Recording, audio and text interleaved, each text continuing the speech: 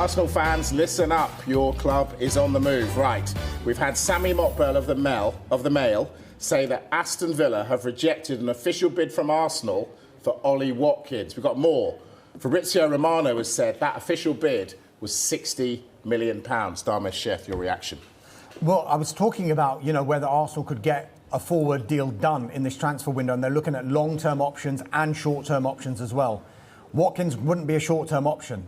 Is a player that they have admired for a while, and if they could get a deal like that done, they would obviously look at it in the summer, because that's when they want to do their big business. But as I mentioned before, during this window, if they can get something done in a January transfer window, they would go for it.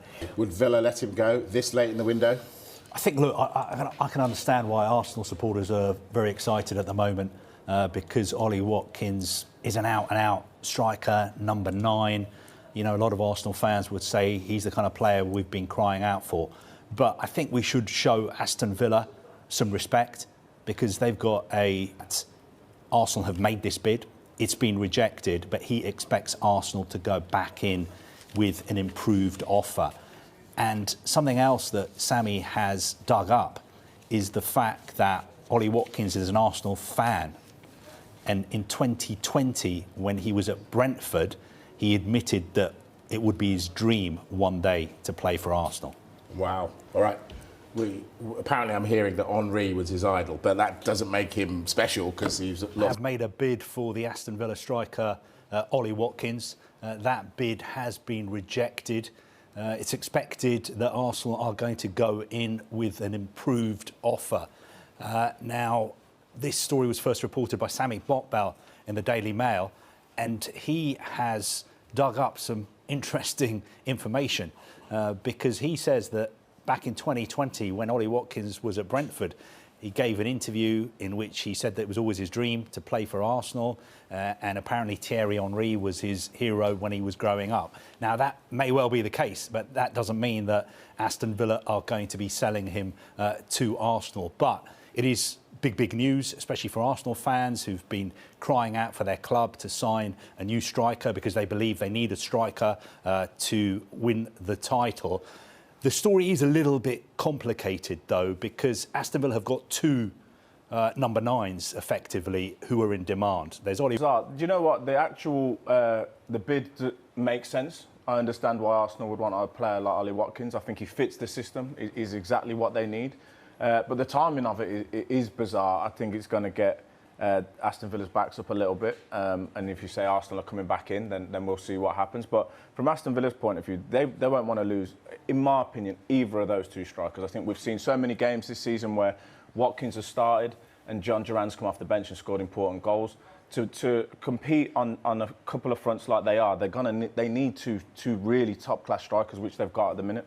What is he, 29, Ollie Watkins? Does it seem a lot of money for a 29-year-old, which has already been rejected? I mean, Arsenal have got a long-term interest in Ollie Watkins. They're long-term admirers of the player. And we've always been saying that short-term and long-term targets will be considered in this transfer window. They cannot get a domestic player on loan in this transfer window because they've already used up their 2 loans in Neto from Bournemouth and Raheem Sterling from Chelsea. So it was going to have to be a permanent deal that they'd have to go for. Ollie Watkins clearly is someone that they like, and they've gone big with this bid.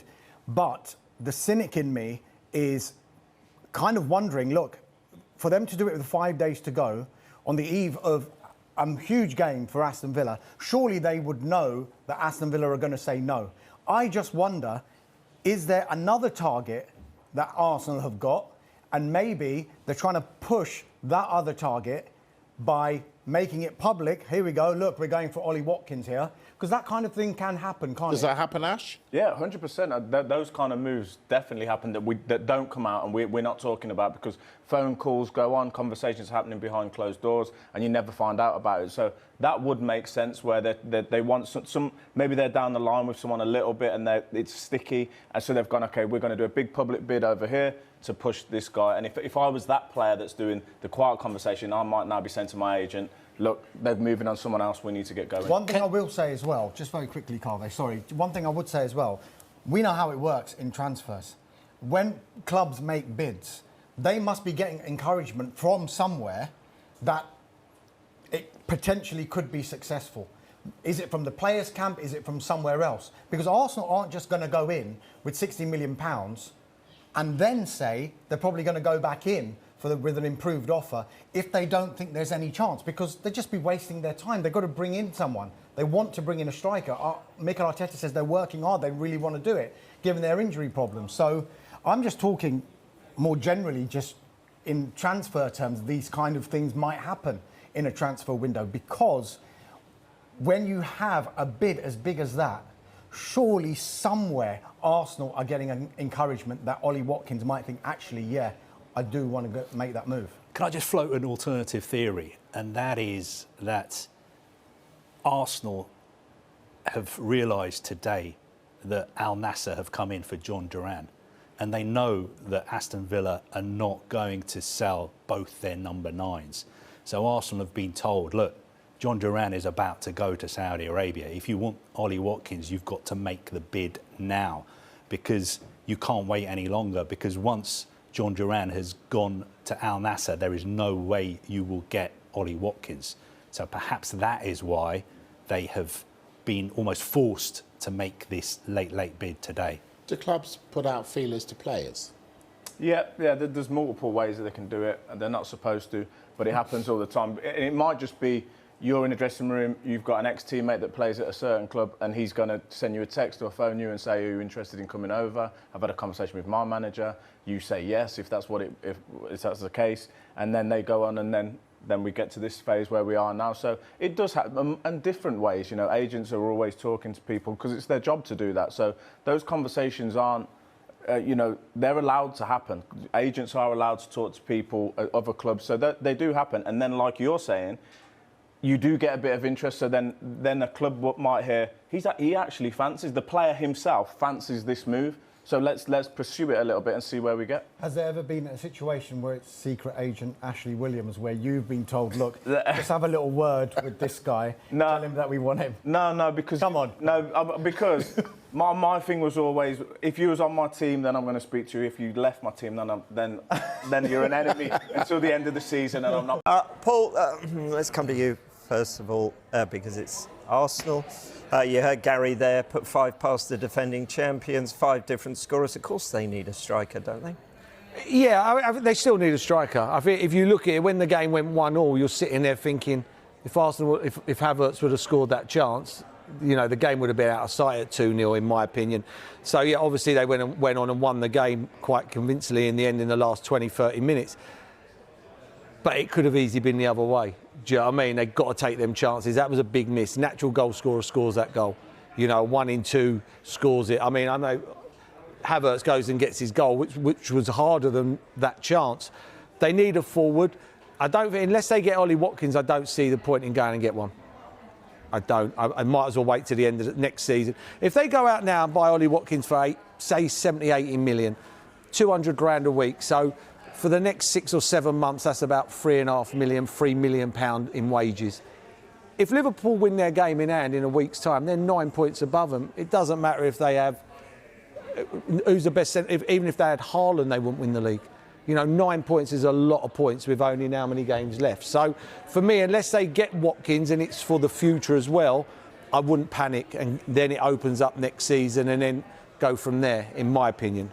The striker's not going to make the difference to them potentially winning the league, but maybe actually taking the pressure off Kai Havertz, though, you could say. Yeah, I agree with Merce. I think it's January genuinely is a reactive market. They needed to be proactive. Everyone knows that Arsenal needed a centre forward for 2 or 3.